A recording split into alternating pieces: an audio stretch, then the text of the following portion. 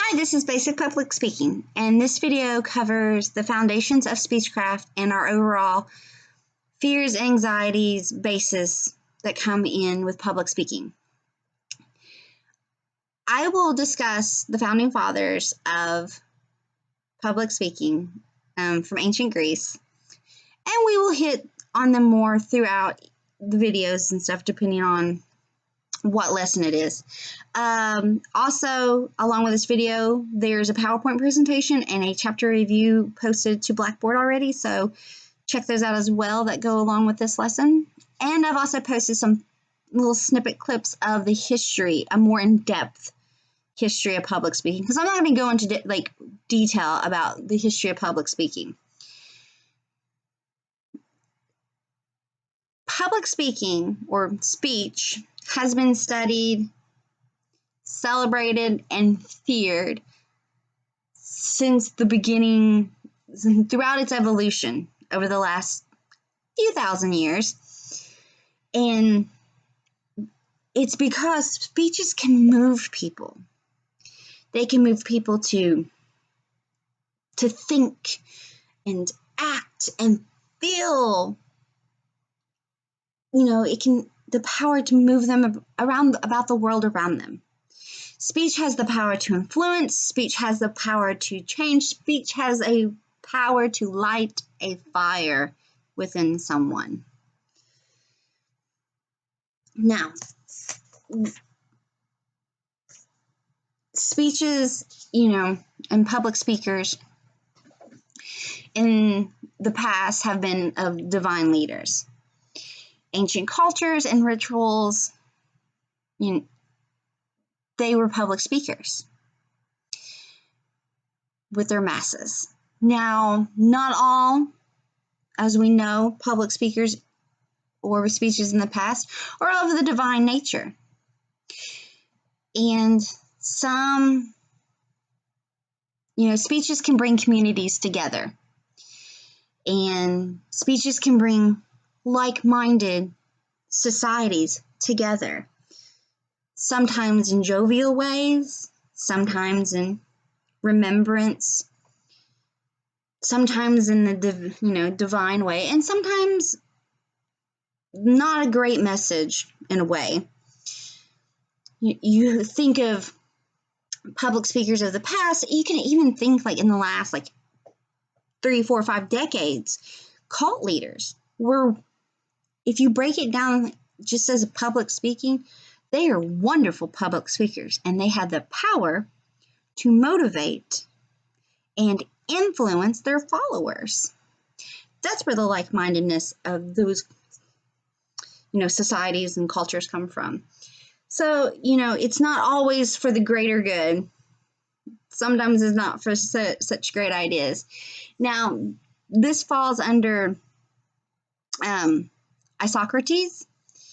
He was a Greek philosopher, and his point of view, or one of his theories on public speaking, is that a public speaker, or more so the speech, cannot influence you to be good or bad. It cannot sway you to do right or wrong. But a public speaker can bring in those who are like-minded, or their followers or their flock. They have such a powerful way with words and emotions. They can pull at the emotions to convince that they are doing the greater good. But a lot, Isocrates, though, really drove deep that it's values or morals or ethics, or, it's what's deep down in a person, and it's not so much the speech itself. So his point of view was that the speaker can give their speech, and based off the inner morals of the listener, of the audience, they can be swayed that way. But the speech itself cannot make you good or bad, or make you do right or wrong. But it falls within the morals of the listener. So, that's even true today. It can't tell us, we like to think it won't make us do right or wrong or good or bad, but it can sway. And it can sway like-minded groups, and it can sway, cultures and societies, and just, it can sway like-minded if you're like-minded. All right, so let's just get into public speaking anxieties. I want to know, do you have a fear of public speaking? Do you have an anxiety of speaking in front of others? Does the thought of getting in front of a classroom or the entire student body, or, maybe you're president of a club, do you have a fear of speaking, of getting in front of people, an anxiety, or are you completely cool and chill and comfortable with it? I want to know. So shoot me a text, shoot me an email or message, and let me know, hey, oh, but I get crazy nervous if I think about going in front of people and talking. Like, what is it? Is it, what is it that gives you this anxiety of speaking in front of others? I really genuinely want to know. So, Jerry Seinfeld gave a fabulous quote on this. I don't remember the quote, but bear with me. He states that I read a thing that actually says that speaking in front of a crowd is considered the number one fear of the average person. I find that amazing. Number 2 was death. Number 2. This means the average person, if you are at a funeral, you'd rather be in the casket than giving the eulogy. And that's kind of crazy if you think about it. Of course, this particular study he referenced was from the 1970s. But guess what? People still have a big fear. It may not be the number one fear anymore, but they still have a strong anxiety for speaking in public. And that's completely understandable. That's why classes like this are required for degrees. Because, used to, with public speaking or a speech, it was more formal. You get up in front of an auditorium, you get up in front of large crowds in the Senate, referencing ancient Greece again. But now public speaking encompasses, you still have large groups, but it also encompasses classroom settings, work settings, teleconferences, interviews, workplace conversations. It's more of it covers the formal, but it also really encompasses informal communication as well. And especially within the last decade, electronic media, electronic communication, and electronic public speaking has been, on the rise, especially within the last year. We so much has really been dependent upon electronic communication. So, as we go forward with this, you can look to your audience for support. What do I mean by this? So in public speaking, generally, people are there to listen to a speech because they want to be there. They have a like-mindedness or a common hobby, a common, there's something common there. What do I mean by this? It could be a speech it could be, a presentation about changing a rule at school. So you're there because you want to hear and you want to know and you want to be a part of the vote. It could be how graduation is set up. Okay, do we do, last year it was, do we do a person? Do we do electronic? Do we do, there were so many things up in the air and there were so many things going on. So if presentations or meetings were held, it's something people wanted to be a part of, so their voices could be heard. And it doesn't have to be all seriousness. It could be because, you know, someone could be giving a speech on how to make a basket, and you really just love basket weaving. Or they could be giving a speech on the greatest comic book superhero of all time, and you're really into like superheroes or comics or graphic novels, and you're there. You know, I'm using this in a loose, informal tone, but it gives you the idea. You're there because you want to be there. And the same falls under, think of it as also comedians. You go watch a comedian, it's because you enjoy that particular comedian. You're not going to go somewhere you don't want to be. I don't like this person. Why would you go watch him? Think of it as musicians as well. You go see a musician because you like that band or you like that singer. Or if it's like a concert with multiple people, you can enjoy a few of the bands that are there, but you're not going to go because you hate all the bands. It's not your scene.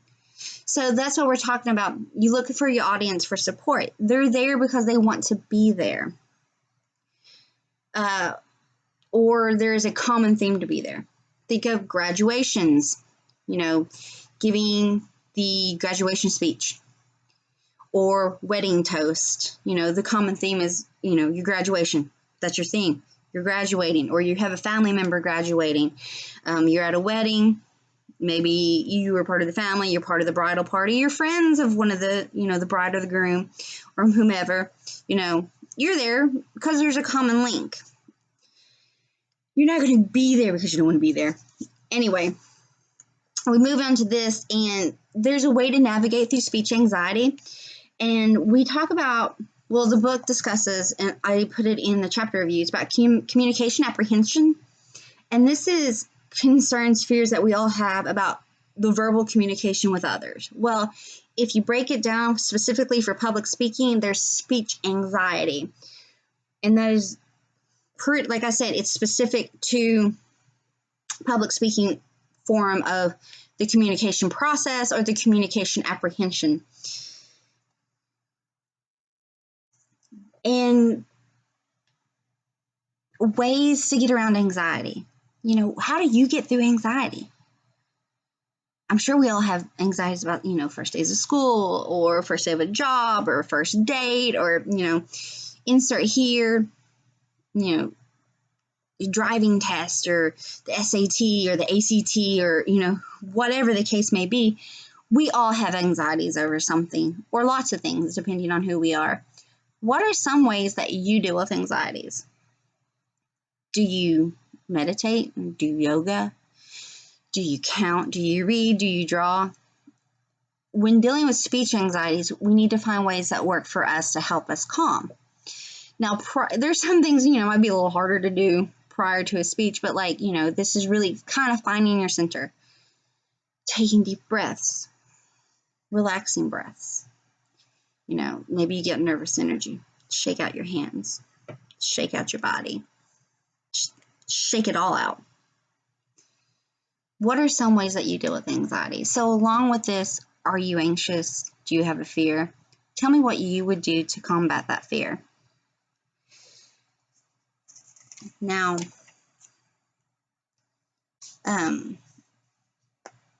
along with all of this,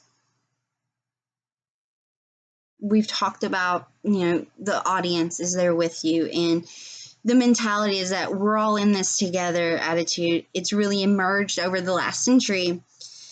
It characterizes public speaking as a transaction between the sender and the receiver, or you and the audience. So, you know, that kind of helps us. We're in this, you know, we're going to get through this mentality. And it's really emerged over the last century, and it gives us more of a kind of personal to and fro with the public speaking. Now,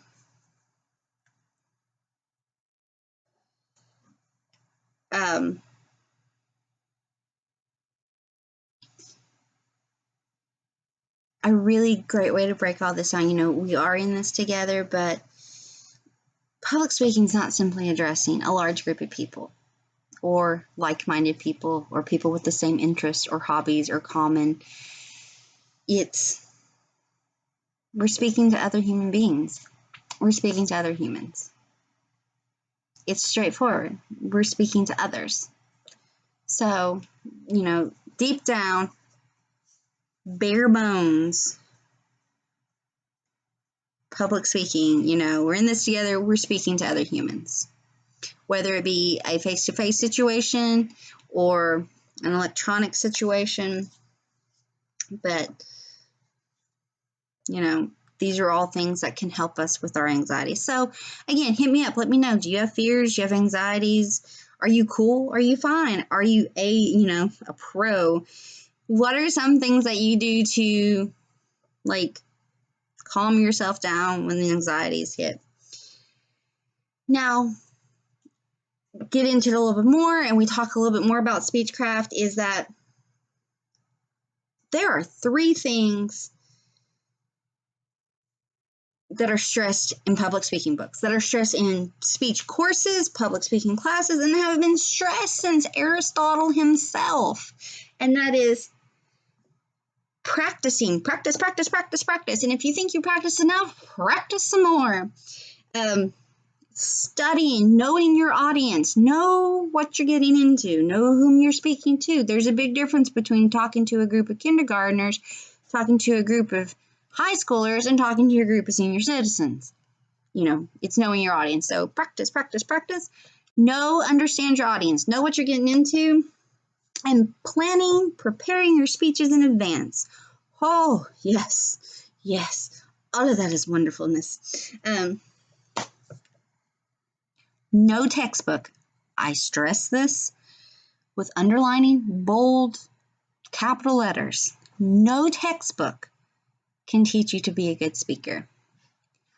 All these textbooks can do, and my PowerPoint presentations and my chapter reviews, all they can do is give you the means to help you prepare to be better speakers. How does one become a good speaker? You just keep on doing it. You may be a nervous wreck the first few times, but after a few years, if you're in a field that requires a lot of public speaking, a lot of interaction, which a lot of them do, you find a comfort, a familiarity. That's my goal, is by the end of this course, you will be a little bit more comfortable speaking in front of others. Break it down some more. Practice. I cannot stress it enough, and I will stress this every speech. Practice. Say it out loud.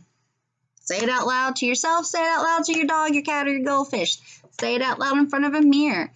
When you do in a mirror, see, people like me, I talk with my hands. I move my head a lot. I do all these things, and I know it.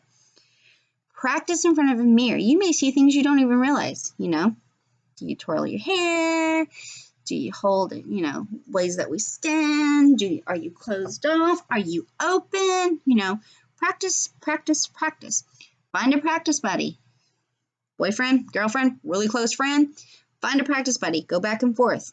If you're cool hanging out with each other and face-to-face, practice giving your speeches in front of each other. Critique. Don't be mean, but be like, hey, you know what? I really noticed that you kind of lean on your left hip a lot during your speech, or you cock your head, or you say, yeah, I say, a lot. But, find a practice, or, get a sibling, get a parent, get a grandparent, an aunt, an uncle, practice in front of them, move your way up. Just do it out loud in your room, do it in front of a mirror, do it in front of a pet, get a practice buddy, do it in front of a parent or a sibling. Practice. The more you practice, the more comfortable you become with your speech, so that it helps with the fears. If you go into a speech completely unprepared, not having gone over it at all, you can lock up. the rigidness. Eat people, and everything that you think, even though it may be a subject that you know like the back of your hand. Maybe you're teaching us how to do a back spring, a back hand flip, whatever the case may be. And you know it because you've been doing it since you were like 2. Boom. You don't go over it at all in front of anybody, and you lock up and you freeze. So I will say it's now, and I'll say it again and again. Practice, practice, practice, practice. Okay. Really know your audience. In the case of this class, is going to be me. Maybe some classmates, but it's going to be me. So, that's what we're talking about here. But as you get in different areas, it could be giving in front of classes, presentations, depending on your major or whatever the case may be here, or your job, or your group affiliation, all that. Now,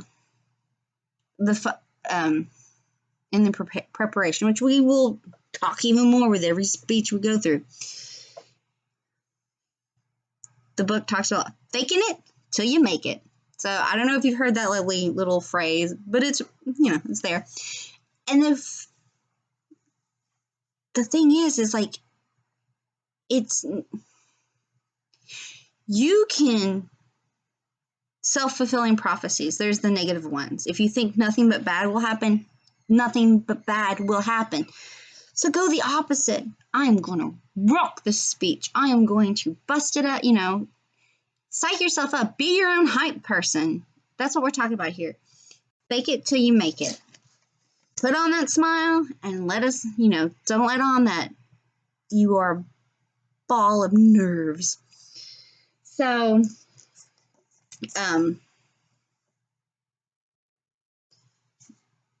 this is really the basis of speech. Now, real quick, I've talked about practice, practice, practice. When it comes to preparing for speeches, and I'll get into depth and more. Not this first speech, because your first speech is an introductory speech, but there's research, organization, practice, and delivery. My favorite one, though, that I'll repeat to the end of this class is practice, practice, practice, practice. If you get nothing else out of this class from me, practice your speeches. And that, ladies and gentlemen, is the first chapter out of our book about speechcraft. It was a little lengthier video than what I originally intended, but I think we got into it. I really want you to check out the PowerPoint presentation, and I also want you to look over the chapter review that I sent. And I posted, like I said, those videos on the history of public speaking, and this is where you really get into depth knowing about Gorgias, Socrates, Aristotle, Plato. Gorgias was talked about the emotional aspect. Socrates was like, hey, whoa, it can't make you good or bad. It's all about you. This is very, very layman terms. Very, very relaxed, if you would. Plato was like, psh, it's all about, the persuade. It's an art. It's the mathematical science. Whereas Aristotle was more laid back and discussed how it was inept with human emotions, which is all true. Anywho, this was speechcraft in the basis. And again, practice, practice, practice, ladies and gentlemen. And I will see you in the next video. Thanks.